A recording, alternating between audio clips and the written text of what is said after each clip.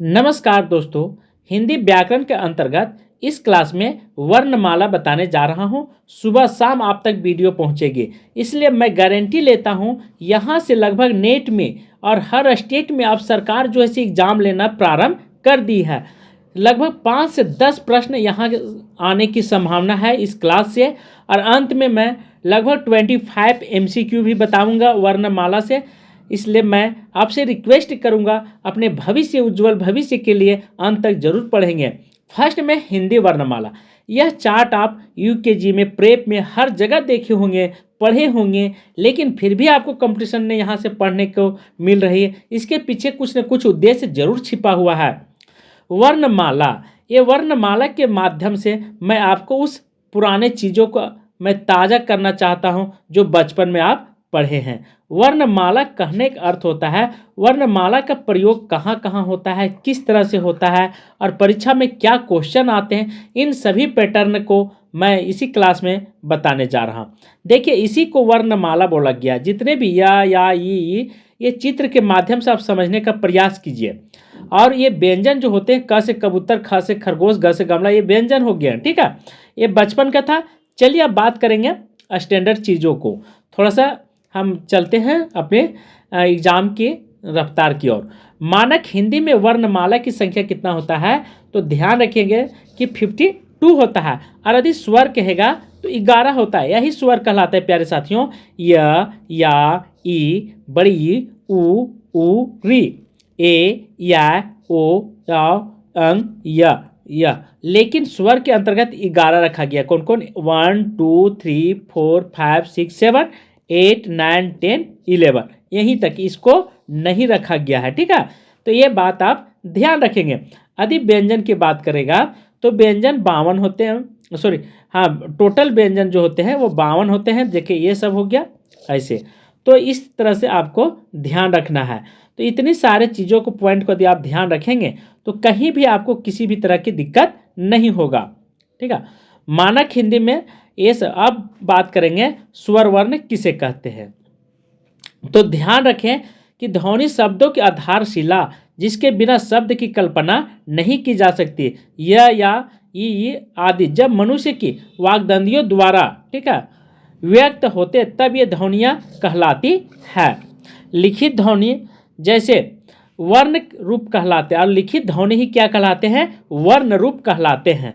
वर्ण उस मूल ध्वनि को कहते हैं, ध्यान रखेंगे, जिसका हम खंड या टुकड़ा नहीं कर सकते हैं, उसे वर्ण कहते हैं। या अक्षर भी कहते हैं।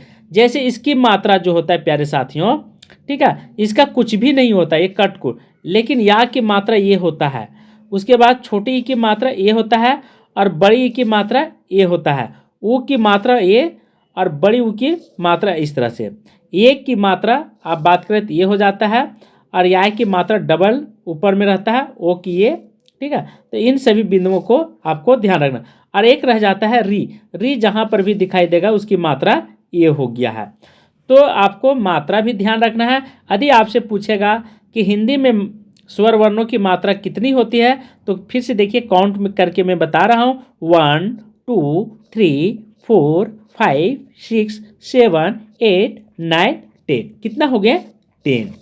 और स्वर वर्ण कितने होते हैं? 11, पर इसकी मात्रा नहीं होती है। तो इन तथ्यों का आपको ध्यान रखना है। PDF के लिए आपको इसी नंबर पे कांटेक्ट करना है तो कर सकते हैं, कोई दिक्कत नहीं है। नेट JRF हर परीक्षा में। अब बात यहाँ पे आता है मात्रा के आधार पर स्वर के भेद। स्वर के 2 भेद होते हैं। कौन कौन? लघु स्वर और एक होता है हास्य स्वर। यदि लघु स्वर 4 होते हैं, और इसी का दूसरा नाम हास्य स्वर है। दीर्घ स्वर को गुरु संधि स्वर भी कहा जाता है। इसकी संख्या 7 होती है। जैसे लघु स्वर य, ई, उ और री, और गुरु स्वर या, ई, उ, ए, या, ओ, अ हो जाते हैं। मात्रा और उच्चारण काल के आधार पर एक मात्रिक होता है, और उच्चारण काल के आधार पर द्विमात्रिक। ये जब भी आपको बात करेगा कहीं भी, तो यहाँ पे आपको द्विमात्रा, ये सब जब भी हम छंद या एथी में पढ़ेंगे तो 2 मात्रा की गणना होगा। ठीक है, ये ध्यान रखेंगे। तो अब इसकी कैसे गणना होगा? जरूरी नहीं कि यही शब्द रहेगा, वहाँ पे जैसे का रहेगा, त जैसे का रहेगा तो वहाँ पे दो, यहाँ पे दो छिपा हुआ है, ठीक है इसमें। और यदि इसकी मात्रा छोटी बड़ी की मात्रा ऐसी होती है कि, तो भी आपको यहाँ पे दो गिनना है। आप बात करेंगे उ, तो इस तरह की मात्रा रहेगा, तो जहाँ पर भी जैसे सूचना में रहेगा तो आपको यहाँ पे दो मात्रा गिनना है यार। एक की मात्रा यहाँ पे क्या होता है, एक मात्रा ऊपर में, ठीक है, जैसे कमिए के, तो वहाँ पे बड़ी की मात्रा द्विमात्रिक रहेगा। तो ये सभी चीज़ों का आपको ध्यान रखना है।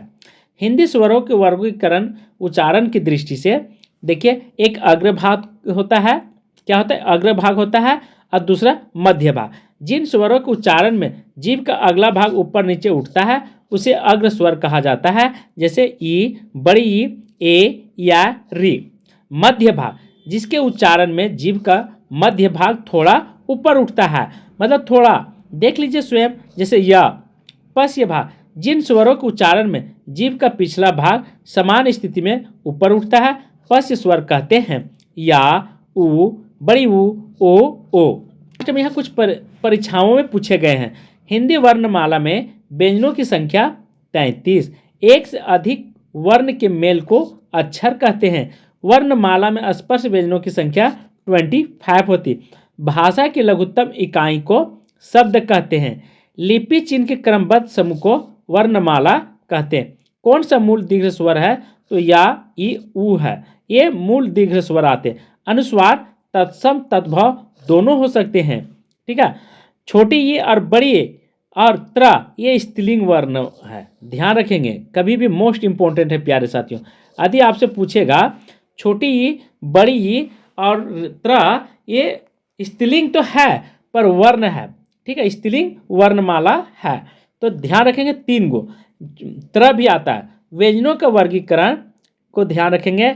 आगत स्वर जो है से या हो जाता है, मध्य स्वर य हो जाता है। आगत स्वर मतलब या, जैसे हम लोग आँख लिखते हैं तो वो हो जाता है आगत स्वर। प्राण तत्व के आधार पर 2 तरह के शब्द यहाँ बने हैं, एक अल्प प्राण और दूसरा महाप्राण। अल्प प्राण में लोग बेहोश हो जाते हैं, उसको अल्प प्राण कह करके आप कह सकते हैं। ट्रिक समझिए, जिन अक्षर के उच्चारण करते समय मुख से वायु और फेफड़ों से वायु कम निकलती हो उसे अल्प प्राण का संज्ञा दिया गया है। महाप्राण, जैसे अल्प प्राण में प्रत्येक वर्ग का प्रथम, तृतीय और पंचम 1, 3, 5 इसे कहा गया है। और अरलवा ये भी अल्प प्राण हो जाता है। अल्प प्राण मतलब बेहोश हो जाना। प्यारे साथियों ध्यान रखेंगे, अल्प प्राण का आपको ट्रिक में दे रहा हूँ। बेहोश में थोड़ा सा प्राण निकलता है, पूरा नहीं निकलता है। लेकिन अब बात करेंगे अल्प प्राण ध्वनियों की संख्या 19 होती है अनुस्वार जोड़ करके, कुल मिलाकर के 31 होते हैं। महाप्राण की बात करें, वैसे अक्षर जिनका उच्चारण करते समय मुख से वायु अधिक निकले उसे महाप्राण कहा जाता है। प्रत्येक वर्ग का दूसरा, ठीक है, चतुर्थ वर्ण तथा स, ध्यान रखेंगे, दूसरा चतुर्थ वर्ण तथा तालब सा, मूर्धन सा, कुल मिलाकर के 15 विसर्ग हो जाते हैं महाप्राण में। अल्प प्राण या महाप्राण। अल्प प्राण में ध्यान रखें, देखिए यहाँ पे प्रथम, तृतीय और पंचम, द्वितीय चतुर्थ में ध्यान रखिएगा, द्वितीय और चतुर्थ में क, ख, ग, ये और तृतीय चतुर्थ में ये आता है। तो इतने चीज़ों का आपको ध्यान रखेंगे। जहाँ पर भी सम संख्या आ जाएगा 24 वो महाप्राण हो जाएगा। महाप्राण मतलब 24 घंटा ही महाप्राण में जपते रहिए। अल्प प्राण में क्या होगा, 1, 3 और 5 135। तो 24 घंटा जपने वाला क्या होता है, महान आदमी होता है। तो महाप्राण, ठीक है, 24 घंटा पढ़ेंगे तो महान आदमी बनेंगे। तो ऐसे आप ट्रिक से आप ध्यान रखेंगे चीज़ों को। तो महाप्राण, जहाँ एक तरफ ध्यान रखेंगे महाप्राण, तो अल्प प्राण आपके दिमाग में खुद तैयार हो जाएगा क्वेश्चन, या आपके मेमोरी में सेट हो जाएगा। घोष तत्व नाद, गुंज, झंकार, कंपन के आधार पर, ठीक है, एक ही नाम है सबका, कोई अलग अलग नाम नहीं है। झंकार भी कह सकते हैं, कंपन भी कह सकते हैं, घोष तत्व केवल आपको क्वेश्चन घुमाने के लिए, फंसाने के लिए इन शब्दों का प्रयोग करेगा एग्जामिनर। कभी घोष तत्व के आधार पर पूछ देगा, कभी नांद के एथी पर पूछ देगा आधार पर, कभी गूंज के बेसिस पर क्वेश्चन पूछेगा, झंकार के बेसिस पर पूछेगा। तो आपको इन पॉइंटे को, इन शब्दों को ख्याल रखना है, रट लेना है। अघोष शब्द, ठीक है, ये ध्यान रखें, घोष और अघोष। घोष को सघोष भी बोला गया है। तो तीनों घोष को दो नाम है, सघोष और घोष। तो यहाँ पे अघोष क्या कहता है, जिन अक्षर के उच्चारण में स्वर तंत्रिकाओं की कंपन नहीं होती है। क्या नहीं होता है, स्वर तंत्रिका। मतलब कहने के अर्थ है प्यारे साथियों, जिस प्रकार हमारे वाद्य यंत्र में, ठीक है, जैसे हारमोनियम में, गिटार में, इन सभी में तारों का प्रयोग किया जाता है, ठीक उसी प्रकार हमारे मुंह से जीवा निकलते समय जो भी स्वर निकलते हैं वो स्वर तंत्रिकाओं से टकराकर ही निकलती है। यदि स्वर तंत्रिका उसी हारमोनियम की तरह, उसी गिटार की तरह है, जिससे हमारा आवाज़ें अलग अलग एक ही मुख से निकलती है। तो इन अघोष का कहना है कि जिन अक्षर के उच्चारण में स्वर तंत्रिका का कंपन नहीं होता है, मतलब हिलता डुलता नहीं है, उसे अघोष कहते हैं। प्रत्येक वर्ग के प्रथम और द्वितीय वर्ण प्लस तालब सा, मूर्धन सा और दंड सा, 3 गो, ये सब अघोष कहलाते हैं प्यारे साथियों। घोष ध्वनियों की संख्या 13 होती है। घोष और सघोष, जिन अक्षर के उच्चारण में स्वर तंत्रिकाओं में कंपन होता है, वैसे अक्षर को हम घोष वर्ण कहते हैं। प्रत्येक वर्ग के तृतीय, चतुर्थ तथा पंचम य, र, ल, व, य, यंग, य, ये हो जाते हैं घोष वर्ण। संयुक्त व्यंजन, जहाँ 2 या 2 से अधिक व्यंजनों का संयोग रहा उसे संयुक्त व्यंजन कहा जाता है। जैसे छ में क और स रहता, त्र में त और र रह गया, आज्ञा में ज और य और श्र में स और र रह गया है। ठीक है, ये संयुक्त व्यंजन कहलाते हैं। तो मोस्ट इम्पोर्टेंट क्वेश्चन हो जाती है, क्योंकि बहुत बार यहाँ से आया हुआ है। अब बात करते हैं, संयुक्त होते हुए उसे द्वित कहा जाता है। ठीक है, अर्थात व्यंजन द्वित क्या है, तो किसी भी शब्द में समान व्यंजन संयुक्त होते हैं उसे द्वित व्यंजन कहा जाता है। जैसे बच्चा, जैसे बचन सी हम लोग लिखते हैं, बचन सी, ये भी संयुक्त व्यंजन कहलाएगा, केवल बचन सी। पक्का, अड्डा, 70, 80, 90 ये व्यंजन है, पर द्वित व्यंजन कहलाएंगे। क्या कहलाएंगे? द्वित व्यंजन। नोट कर ले, मानक हिंदी में वर्णों की संख्या 52 होती है प्यारे साथियों। अब यहाँ से 5 नंबर आपका कंप्लीट हो जाता है। देखिए कैसे से, स्वर वर्ण 11, आयोगवा 2, व्यंजन 33। ठीक है, व्यंजन कितने होते हैं? 33, पर वर्णमाला 52 होते हैं। संयुक्ताक्षर 4, उत्प्रेक्षित 2। संयुक्ताक्षर ये इसी को 4 बोला गया है, ये भी ध्यान रखेंगे। ठीक है, 4 हो जाते हैं। अब बात करेंगे पुनः विचार। कामता प्रसाद गुरु में बाह्य पर्यंत के अनुसार व्यंजनों को कितने भेद बताए हैं? अल्प प्राण और महाप्राण। हिंदी में स्पर्श, घोष और महाप्राण, ओष्ठ और व्यंजन ध्वनियाँ भ है। प्र में पूर्ण, क्या प्र में 4 अक्षर से प्र का निर्माण होता है, सॉरी 2 अक्षर से, प प्लस आधा र मिल करके यह प्र का निर्माण होता है।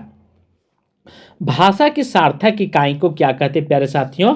वह वाक्य कहलाता है। वाक्य की छोटी इकाई उपवाक्य कहलाता है।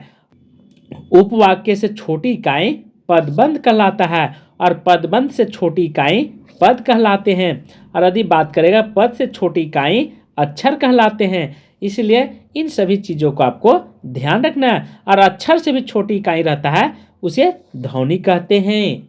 ठीक है, यदि नीचे से चलेगा, आप चलना चाहेंगे तो आपको ध्यान रखना है, ध्वनि से बड़ा जो होगा वो अक्षर कहलाएगा, अक्षर से बड़ा पद होता है, पद से बड़ा पदबंध होता है, पदबंध से बड़ा उपवाक्य होता है, और उपवाक्य से बड़ा वाक्य होता है।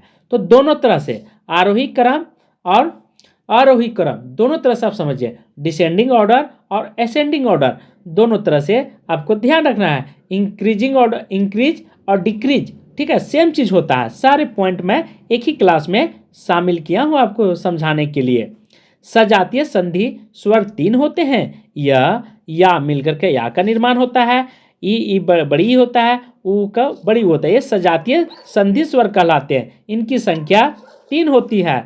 विजातीय स्वर संधि ये 4 होते हैं। य प्लस ऊ मिलकर के ओ, य प्लस ये मिलकर के ए, य प्लस ओ मिलकर के औ। मूल स्वर, ठीक है, मूल स्वर, जड़ स्वर, नैसर्गिक स्वर, बीजाक्षर स्वर। तो ये आप ध्यान रखेंगे, क्योंकि इन सभी बातों को आपको ध्यान रखना होगा। यदि आप नहीं ध्यान रखते हैं तो फिर आगे चल करके आप ही मुसीबत में फंसेंगे। ठीक है, तो मूल स्वर, जड़ स्वर, नैसर्गिक स्वर, बीजाक्षर स्वर, ये सभी एक ही होते हैं। परिभाषा, वे स्वर जो अपने आप में स्वतंत्र हैं, जिनका निर्माण किसी अन्य स्वर के योग में नहीं हुआ है। ठीक है, योग में नहीं। या, ई, उ और री, ये हो जाते हैं। ध्यान रखेंगे इन सभी चीज़ों को। संधि स्वर या कृत्रिम स्वर, बनावटी स्वर, इसको संधि स्वर भी कहा जाता है, कृत्रिम स्वर कहा जाता है और बनावटी स्वर कहा जाता है। परिभाषा, वे स्वर जो दो स्वरों की संधि, ठीक है, मेल से बनते हैं, उसको क्या बोला जाता है? तो वह कृत्रिम स्वर या बनावटी स्वर कहा जाता है। जैसे या, ई, उ, ए, ये, तो ये हो गया बनावटी स्वर। अग्रभाग, स्वरों के उच्चारण में जीभ का अगला भाग। चलिए चित्र के माध्यम से मैं थोड़ा आपको समझाने का प्रयास करता हूं। यहाँ पे देखिए, अग्रभाग बहुत प्रकार के होता है। ठीक है, तो यहाँ पे थोड़ा सा दिमाग रखना है कि किसका उच्चारण कहाँ पे होता है, किसका नहीं होता है। तो देखिए, कठोर तालु का उच्चारण, इसको कठोर तालु बोला गया प्यारे साथियों। ठीक है, ये ऊपर का भाग, और ये जो बीच वाला हिस्सा है, हम अलग कलर का यूज करते हैं। ठीक है, पीला कलर का। ये का जो हिस्सा, ये मूर्धा कहलाता है, जो हमारे क्या है, ऊपर में सटे हुए। वक्त से आगे का हिस्सा, दांत तो जान ही रहे, ओठ, जिसमें हम लिपस्टिक लगाते हैं, वो ओठ कहा जाता है। ठीक है, और जीभ, जिससे हम स्वाद को चखते हैं। स्वर तंत्रिका, ये कंठ को स्वर तंत्रिका बोला गया है। ठीक है, श्वास नली उसके नीचे होता है।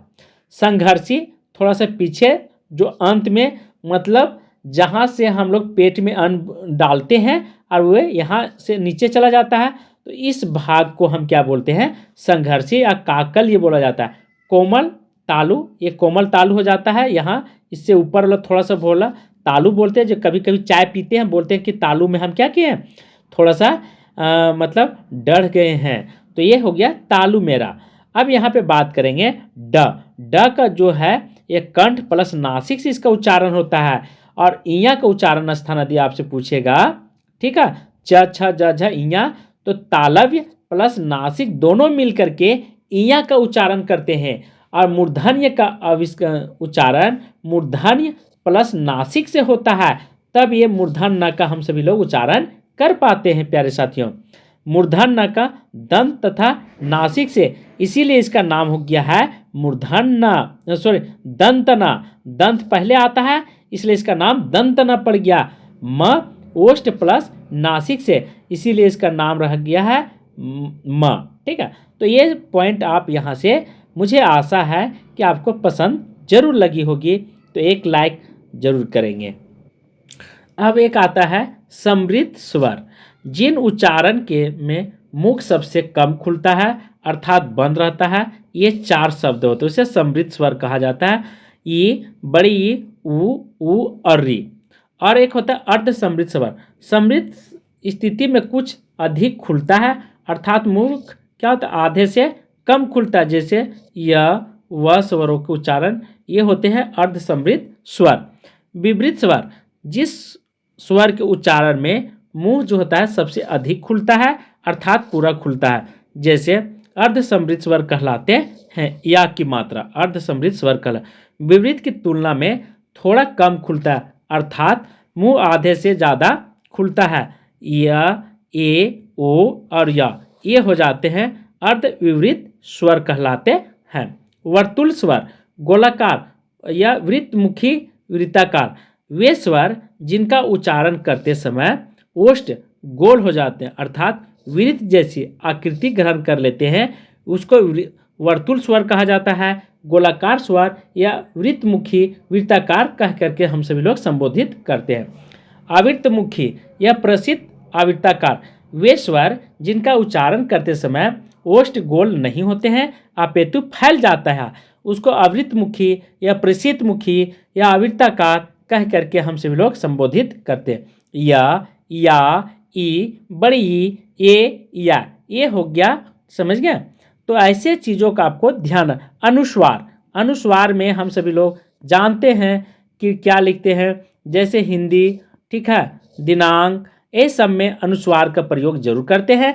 जब किसी वर्ण का उच्चारण करते समय हवा केवल नाक से निकलता है तब उसे प्रकट करने के लिए शिरा रेखा के ऊपर बिंदु का चिन्ह लगाया जाता है, इसे अनुस्वार कहते हैं। जैसे बंदर, गंगा, संग, कंधा।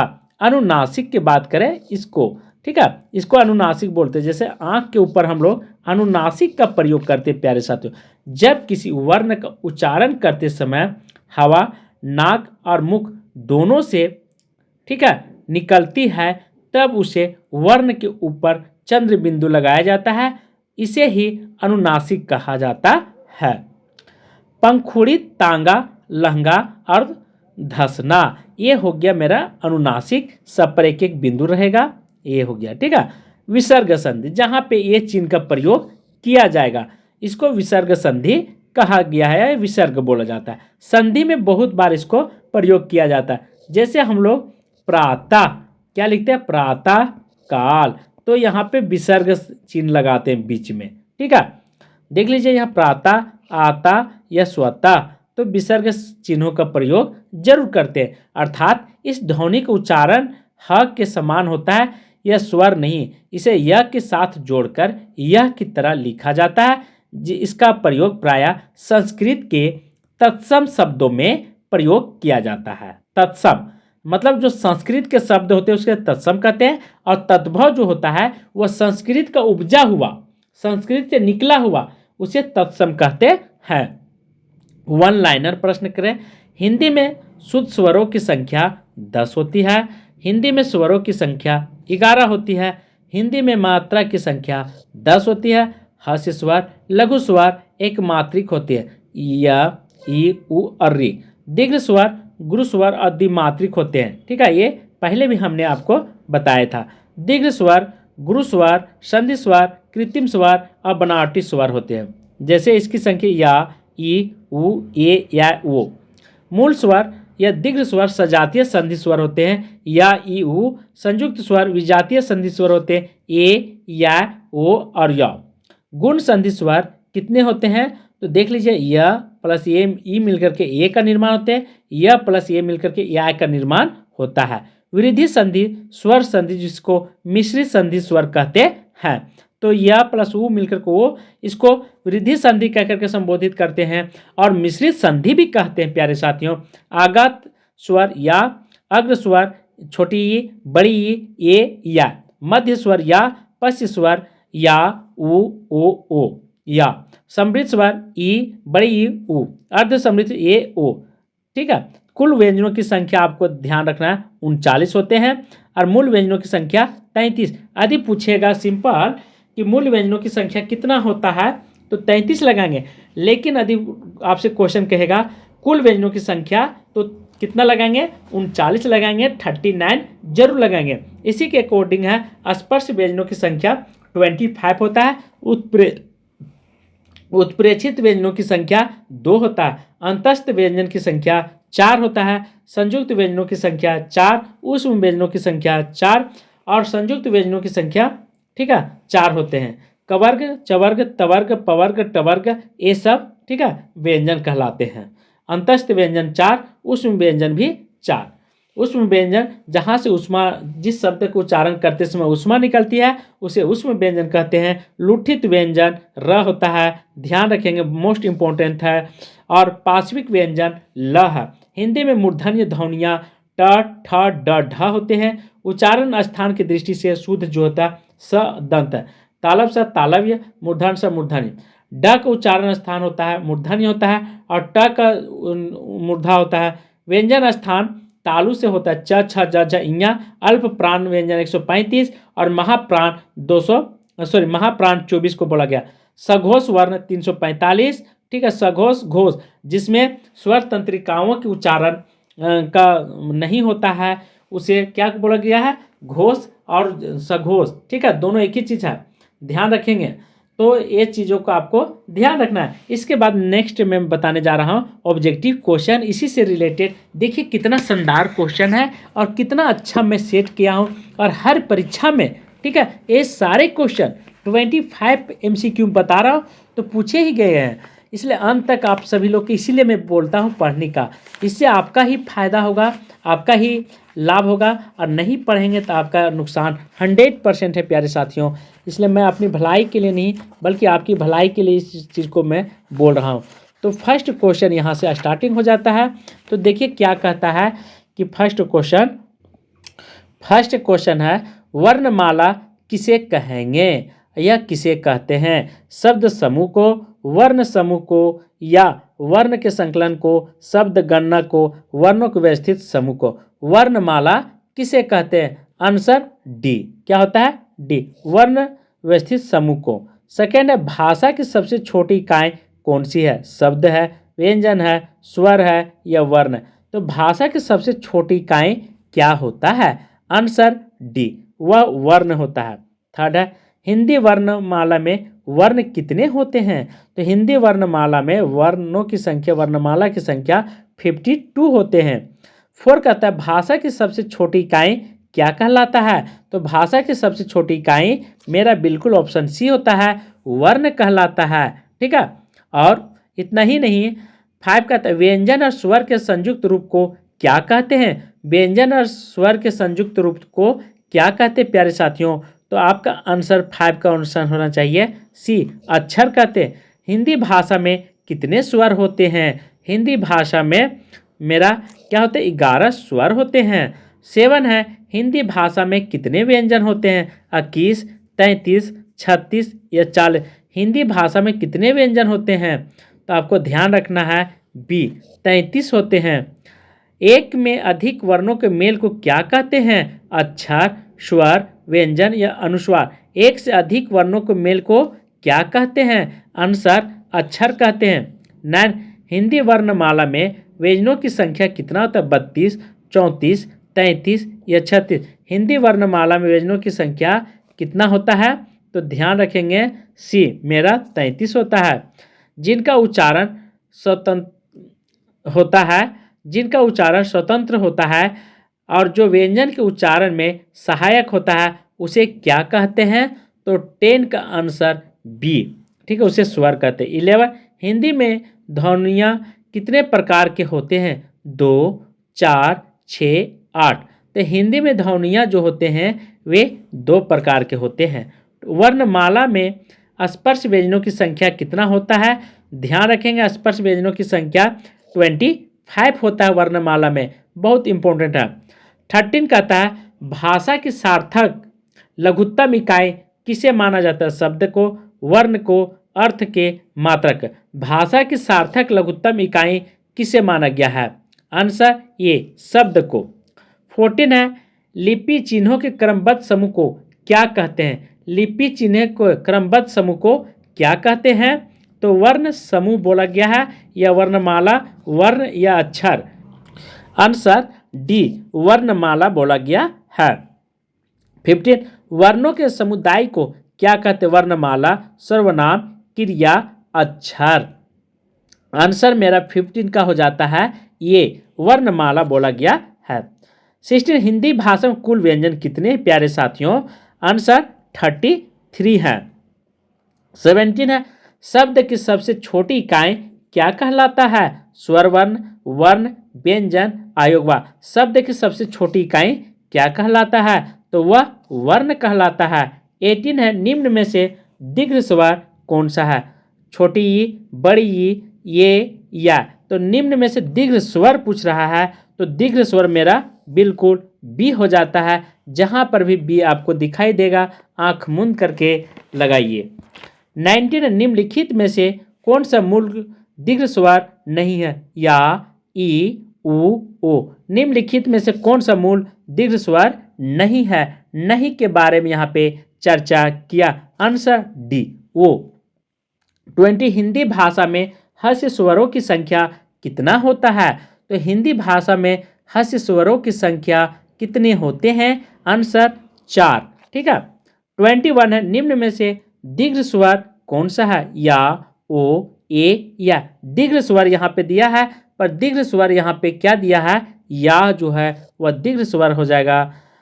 22 है, किस स्वर में उच्चारण में दीर्घ स्वर से अधिक समय लगता है? अनुस्वार का, अनुनासिक का, हास्य का, फलुत का?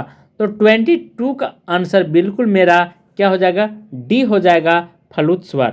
23 फलुत स्वर कौन सा है? ओम, यम, ओम, ओम। तो फलुत स्वर जो होता है बिल्कुल मेरा ये सही हो जाता है। 24 हिंदी स्वरों का वर्गीकरण जब जीभ के भाग के आधार पर किया जाता है तो निम्नलिखित में से कौन सा भेद किसके अंतर्गत नहीं आएगा? अन्य स्वर, मध्य स्वर, पश्च स्वर, विवृत स्वर। हिंदी स्वरों का वर्गीकरण जब जीभ के भाग के आधार पर किया जाता है तो निम्नलिखित में से पुनः सुन लीजिए कौन सा किसके अंतर्गत नहीं आती है? आंसर डी, विवृत स्वर जो है यह नहीं आएगा। लास्ट क्वेश्चन है, मध्य स्वर किसे कहते हैं? अर्थात बड़ी ऊ की छोटी ई को या बड़ी ई की मात्रा को, य को। तो मध्य स्वर किससे बोला गया है? ठीक है, तो मेरा आंसर डी, यह जो होगा यह मध्य स्वर के अंतर्गत आते हैं। तो इस तरह से हमने लगभग 25 एमसीक्यू और थ्योरी दोनों तरह की क्वेश्चन हर क्लास में मैं बताऊंगा आपसे, इसलिए यह मैराथन सीरीज जो होगा बहुत ही महत्वपूर्ण होगा हर परीक्षा के लिए। आज की क्लास में यहीं पे समाप्त करता हूं। Thank you. जय हिंद।